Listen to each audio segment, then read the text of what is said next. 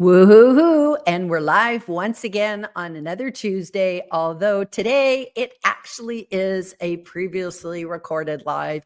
April Fools, everybody. And today I got to just tell you the backstory because this is kind of a crazy live. And I decided, April Fools, I'm just going to go with it.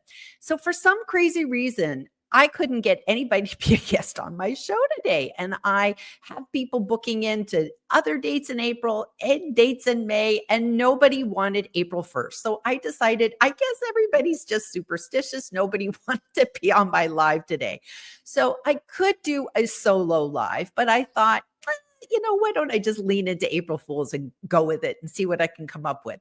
So, what I decided is I wanted to talk about LinkedIn. So, here's actually my topic today: no fooling, serious advice for authors on LinkedIn visibility, engagement, and connecting. And what I decided to do for this topic is I could have just talked about LinkedIn by myself, but I decided to bring in 3 experts from a previously recorded live, and they don't even know that they're on the show today. This is kind of the fun thing. So April Fools to them, they don't even know my guest. They're my guest today. They're my mystery guest. And actually who it is Debbie Weems, Kevin D. Turner, and Jeff Young. And the 3 of them were on my show, and we did maybe a year ago, maybe 2 years ago, I'm not sure. We did a happy birthday LinkedIn live, and it was to honor, I think, 20 years of LinkedIn being a platform. Maybe it was 25, I don't remember. But we shared so many incredible tips on how to use LinkedIn. But that was an hour episode. So what I decided to do was I decided to pull out the best bits of that live so that you guys could all hear this advice, because everything old is new again. And if you are an author and you have written a business book, you want to be on LinkedIn, and there are different rules. If you've been on Instagram or Pinterest or Twitter or Facebook, you come on LinkedIn and you need to learn the lay of the land. And I can't think of anybody better than these 3 to give their best advice on how to get to know LinkedIn and how to really maximize this platform. So with that and no further ado, I'm going to roll the film, and I hope you enjoy it. Lots of great stuff here. And by the way, you don't have to be an author to really enjoy what you're going to learn today, because these 3 guys are, and gals, these 3 peeps are just incredible with the great valuable advice that they have to share. So let's get cracking. So why don't you start off with your number 1? What's your secret sauce? Okay, thank you. There's a million tips, but I think it keeps coming back to engagement because there's still too many people that get a really good profile going and then they kind of sit back. And you have to engage. You have to work this tool just like you work any other branding and marketing tool. Something I discovered not so long ago. I've always acknowledged comments on things that I post, and you get the back and forth engagement going. You acknowledge someone's comment and you comment back, and things take off from there. That's the whole idea. But I just started engaging with people that were liking my stuff, and I've never really taken the time to do that. And let me tell you, it's an eye opener. And engaging meaning you click on like, find out who they are, shoot them an invitation to connect. Thanks for, liking my posts. And again, things take off from there. If you show that you care, they're going to care back, and that is one of my favorite things, is teaching people how to engage in a meaningful manner, always with more than 4 words. You got to make it a comment. You got to make it a sentence, not, hey, great post. That's not going to help anybody. No drive-bys. But engagement, I think, yeah, that's the key for me. Kevin, what is your sort of number 1 tip? My number 1 tip is we all want to be found on LinkedIn, right? And LinkedIn is a database. When Jeff and I got in there, it was under 500 when Jeff got there. It was under 2 million when I got there. Right? But it works like any database does. And if you follow database best practices, it's easier to find you. And so one of the things that I suggest, if you haven't done this, everywhere on your profile, if you go in and there's a box, right? And if you type into the box, it gives a drop-down suggestion. Those are market value titles.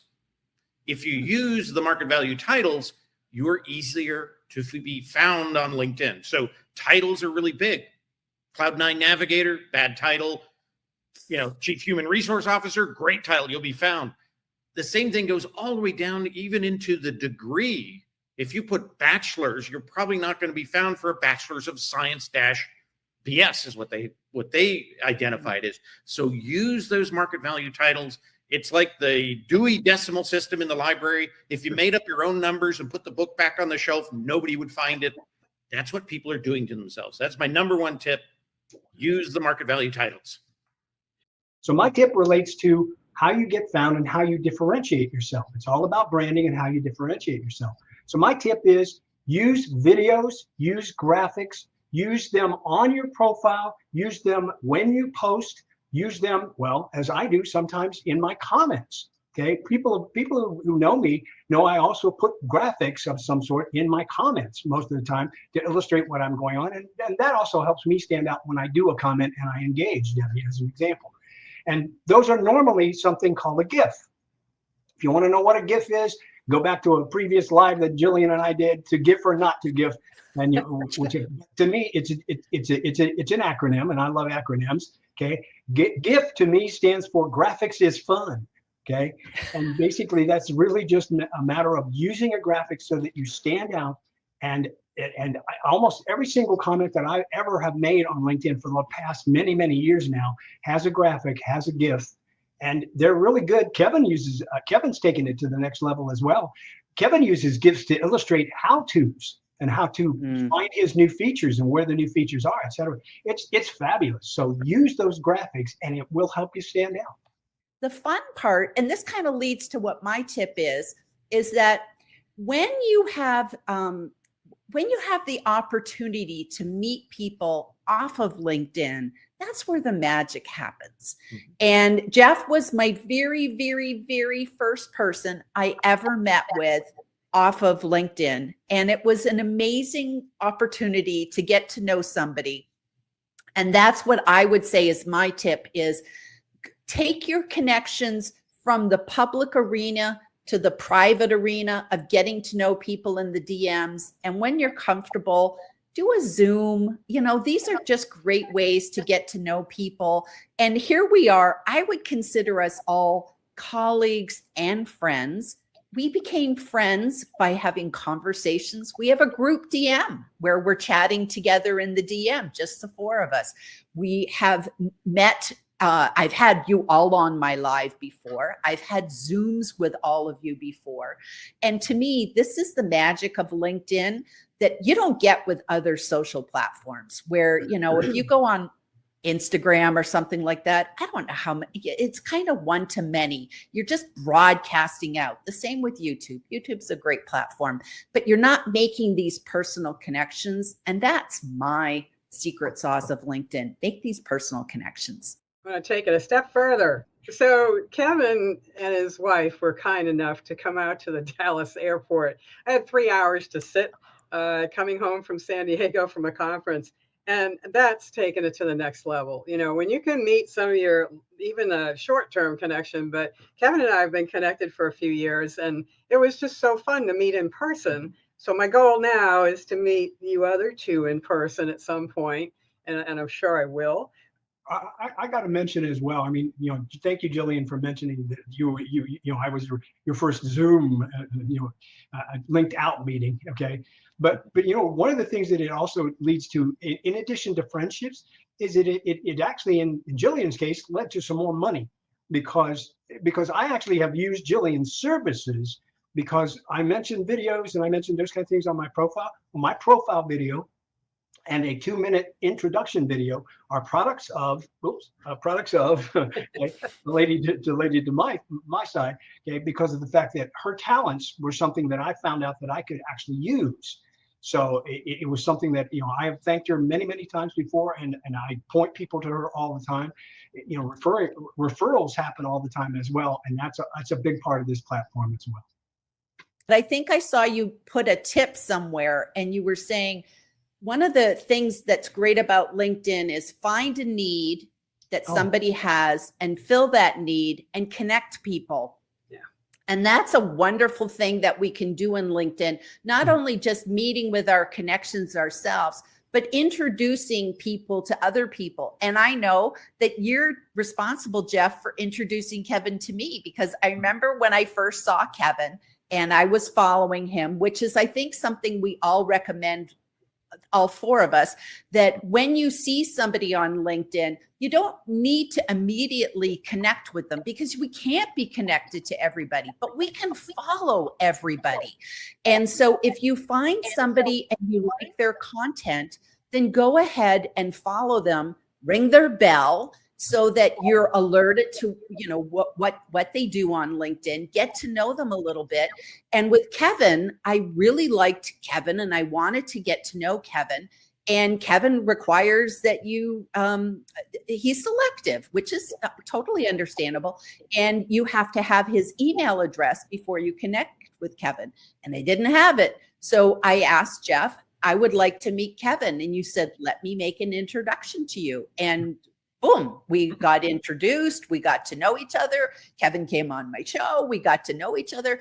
And so meeting people, but having other people make those introductions for you, I think that's gold. And I have to give a shout out to Angus over the pond. He introduced me to using the mobile app to leave a voice message instead of, you know, a written message. And ever since then, I've had more fun with this. And right now I'm making a concerted effort to use it. And it's 1 minute, so you can't get real chatty, but you will stand out. It looks like a blue recording line. So people know right away when they go to their LinkedIn messaging, oh, what's this? You know, it's a recording. So super easy. You bring up the person you want to message, and at the bottom of the screen, instead of writing the message right to the right, there's going to be a teeny tiny microphone, because LinkedIn likes to make you look for stuff.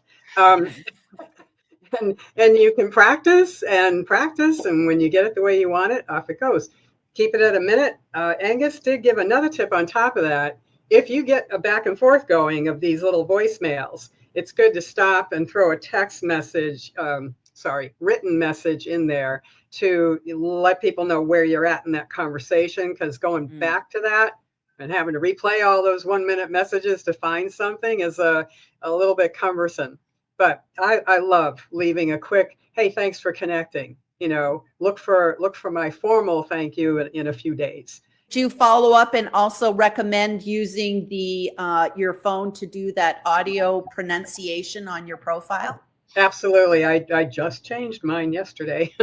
We try to change it at the beginning. I try to change mine at the first of the month to highlight something that we're doing. It's 10 seconds, but you can say a lot, and you can say your name in about a millisecond, and then you still have that time, and you can get very creative. And Jeff, you're very creative with yours. He's got a little soundtrack going on there. So it is whatever you want it to be, however creative you wish to be with it. Absolutely. Take advantage of all these little nuances that are video, audio, anything like that. You got to come up to speed with it. And I know personally, I have a name that's it's a British name because I'm actually British born abroad. And my name, Jillian, a lot of people don't know how to pronounce it, sort of like Jiff and Jeff, Jiff and Gif. And I have my pronunciation doing that, because I figure if somebody is maybe they're going to hop on a call with me, or I'm going to be on their show or something like that, I want to make sure that they can pronounce my name correctly. So, you know, if you have a challenging name or an unusual name, it's good to even just do that, because we do like to hear our name said correctly. I think they say that's like one of the most personal things, is having your name pronounced nice. So important stuff. Another tip, as we're talking about this kind of networking and communicating and kind of getting down, sometimes bogged into messaging, which is sometimes not as effective and efficient as it should be. Within that messaging, if you look to the top of that messaging area in that box, you'll see that little thing. It looks like a video camera, right? You can actually set up an instant meeting like Zoom, or you can actually use Zoom and Teams in it, but you can use the one that's native to LinkedIn. So if you've got a conversation going, you can say, hey, can I show you something new if you haven't seen it before? But we can have an instant video meeting and we can talk about this, and I can even share my screen with you. That's cool, because it's not like, hey, let me set up a Zoom and I'll send you a link and, oh, your email didn't get it yet. Maybe it's in spam, right? All that stuff. It's right there. It's instant and it's cool in that sense. And going back to the audio option, where we're talking about leaving audio messages, you also have that hidden video message option. And LinkedIn loves to hide things, as we said, right? Debbie, they do. There's just too many features on LinkedIn to put them all out front, because it would look like an admiral's jacket or something. There'd be so many buttons. So they hide it underneath the paperclip on your mobile. So when you're in there and you're in messaging, you see that little paperclip, tap on it, it's going to open up a new pop-up box. And one of the options is send a video message. So I really like video. I like audio. I really like video because, I don't know, there's just more human in it, right? And that's, I agree, becoming a challenge these days. I'm a huge fan of the video messages. If you're a little hesitant about making videos for the feed, because it's very noisy and there's just so much competition now with video, and I think there's this stress that people feel it's got to have special effects and dogs dancing and all sorts of things. If you just want to ease into video at your own speed, send a video message to somebody privately. And I always recommend, don't spam them with, here's my $70 million deal. It's like, do things like, hey, I saw that you just got a new job. I'm really excited for you, or hey, I heard it's your birthday today. These are the kind of things. Use it for social selling, for relationship building. That's what I use videos and DMs for, especially too, if you hear that people maybe aren't feeling well, just sending them a get well video. That's a really wonderful way to just be a human being. And so I love doing those video messages. This is not my tip, but it qualifies as a tip. Don't pitch slap. Okay. Mm-hmm. Just don't. I mean, it's just not going to work. I don't know how many people keep doing it, but it's just not going to work. Mm-hmm. People who know me know I'm all about free. I do free seminars. Well, I'm also all about using LinkedIn for free as well. So my tip is, learn how LinkedIn works and what you can do for free first before you pay for it. Mm-hmm. Sure, you might want to try LinkedIn Premium to see what it might be like. But do yourself and do me a favor. I don't care what it takes. If you take LinkedIn's month for free, put Post-it notes on your refrigerator, put neon signs on your garage. I don't care what it takes. Okay. But do something that tells you to cancel that if you don't like what LinkedIn has for you. But 95% of the people that I encounter when I'm doing a seminar haven't even scratched the surface of what they can do for free. So to figure out what it can do for free. And if you don't know, and if you want to do something on LinkedIn for free and don't know how, ask one of us, because we'll probably know how to use it because we've done it. Okay. We've gotten around paying for LinkedIn at one point or another. I'm on free. I've never paid for LinkedIn at all. And everything that I do, all the video, every post I make, everything is free. Only thing that I would love would maybe be the out of office message. But then again, I never go anywhere. I go everywhere all the time anyways. I'm a digital nomad. So it's like LinkedIn just comes with me. So that's about the office. Yeah, there's no office. But it is, the out of office message for LinkedIn only goes to your connections anyway. Mm-hmm. So I wish it was for everybody who is doing something, right? But it's not. It's only for your connections, and it's only once a day anyway. So I've never actually used it very often. Bad thing about it, depending on what you put in there, sometimes it can hide their message.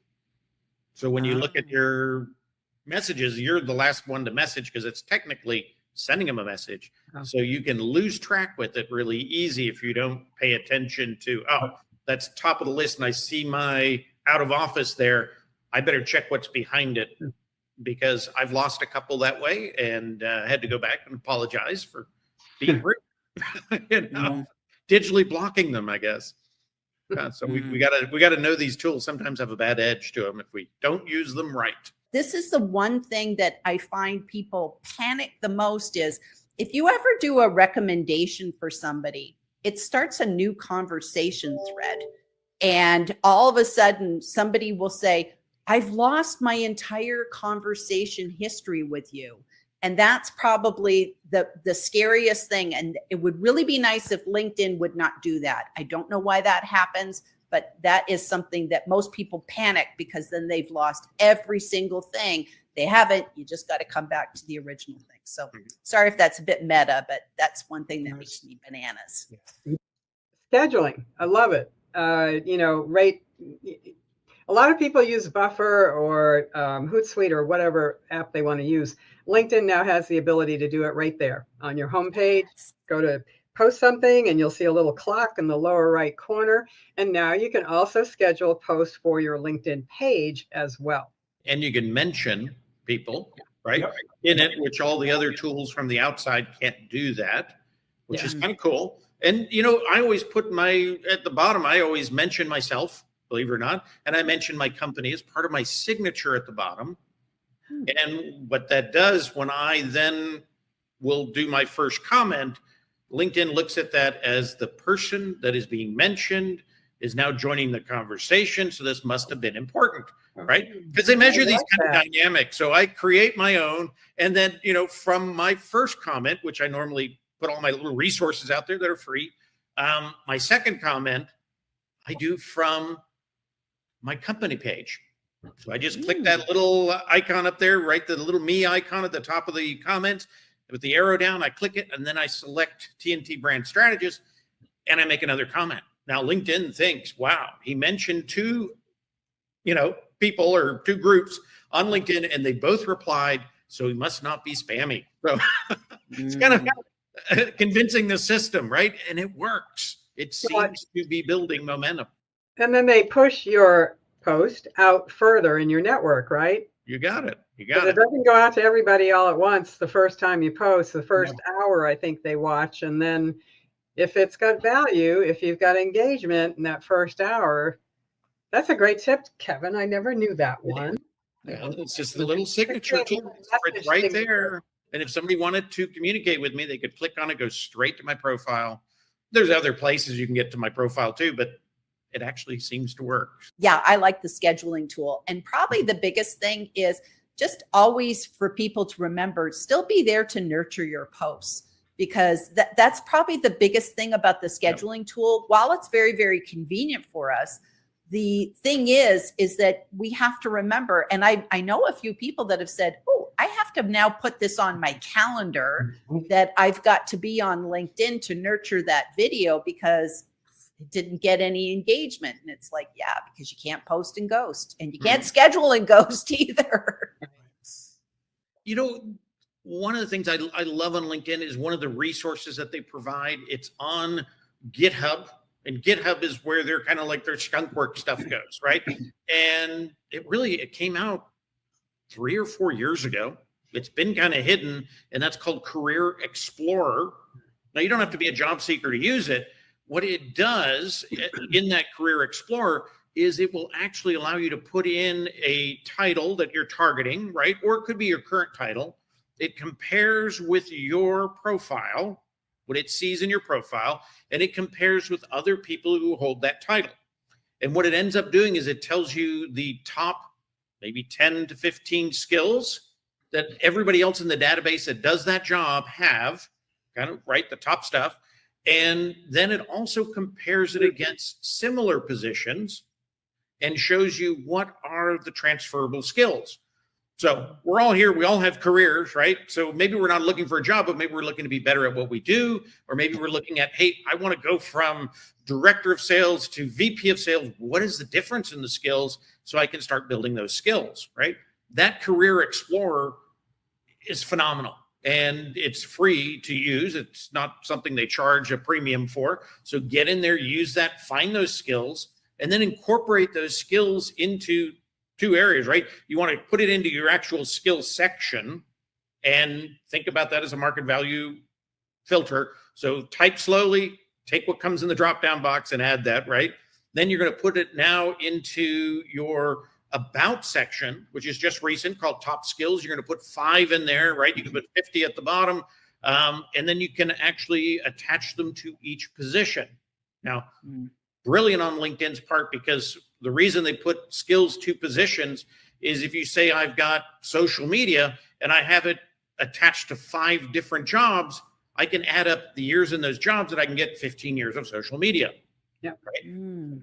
Pretty smart on LinkedIn's part. But then LinkedIn also want to know what is our top skills. And so that's why they've separated that and placed that into the about section. Endorsements at the bottom with skills. If you don't have endorsements on your skills, you're being compared to those who do. So if somebody's got, 100 for leadership and you've got 2 for leadership, you're not going to be at the top of the list, right? It's going to be like this. So I always say, have skill parties with your friends. Go to their profile, give them what they have. Don't give them, if you don't know Cobalt, don't give somebody Cobalt. Give them what they have. And usually they'll come back. You don't even have to ask. They'll come back and they'll give you what they know you have. If you want to increase leadership, go out and find leaders and give them leadership that right? And they'll usually come back 80% of the time. They'll come back and give you leadership. Works really well.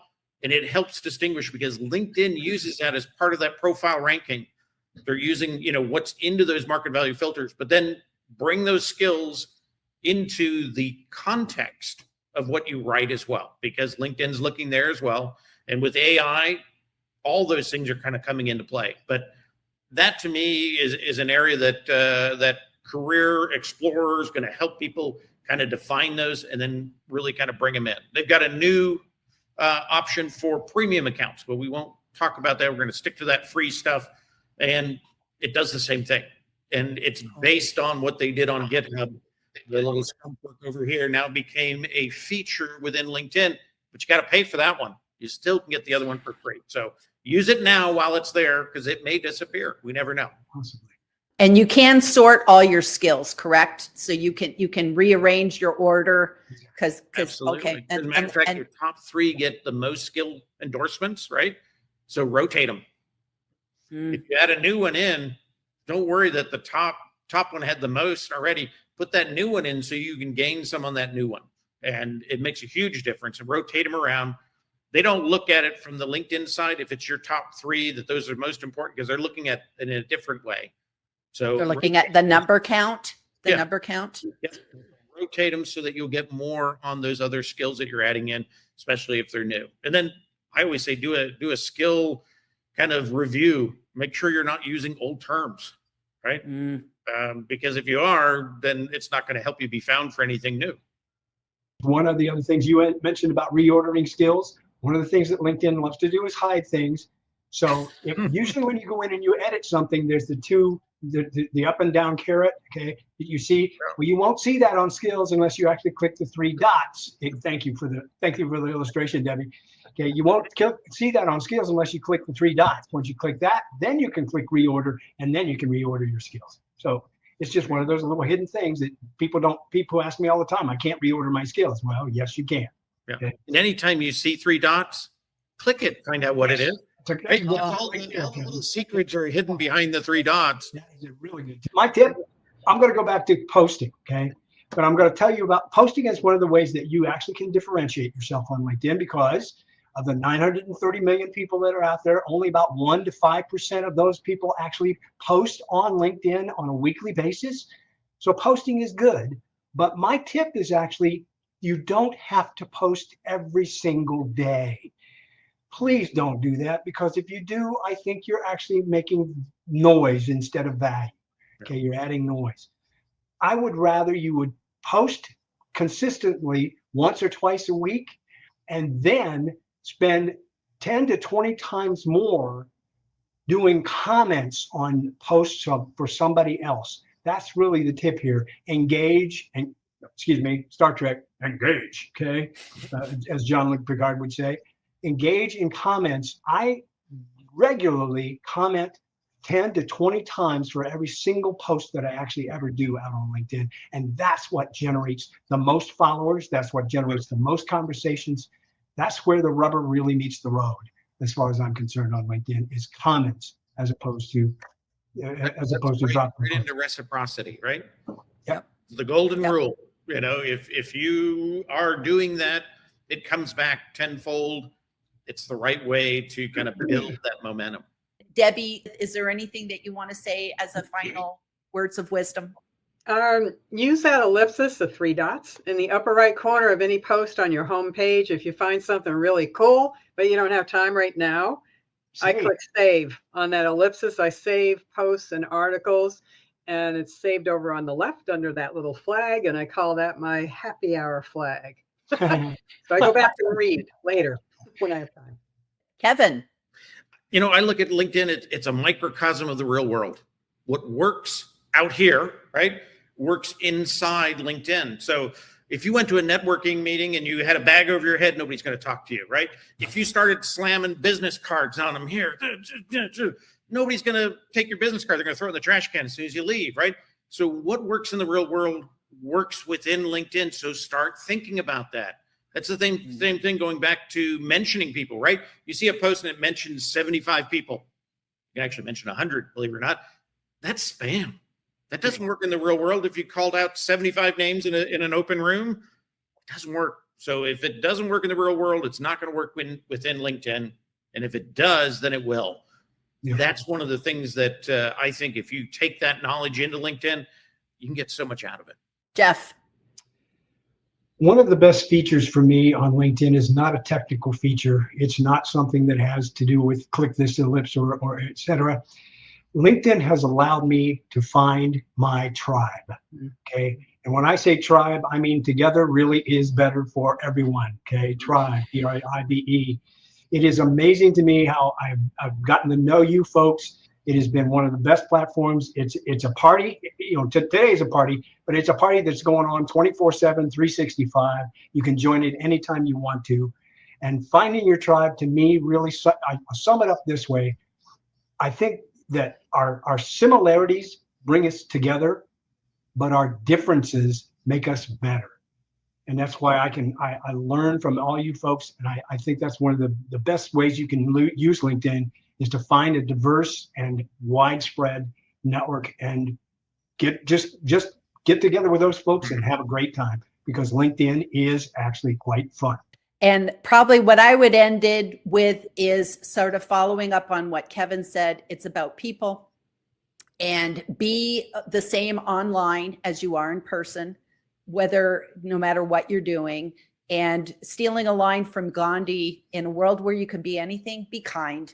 So be kind with people on LinkedIn, be patient with newbies, ask people for help, but then reciprocate and help others back. And just recognize that we all have to hold hands and learn this platform together and support each other. So it's all about the community that we build here together, and just pay it forward. Just be kind and pay it forward. And that's what we all try to do.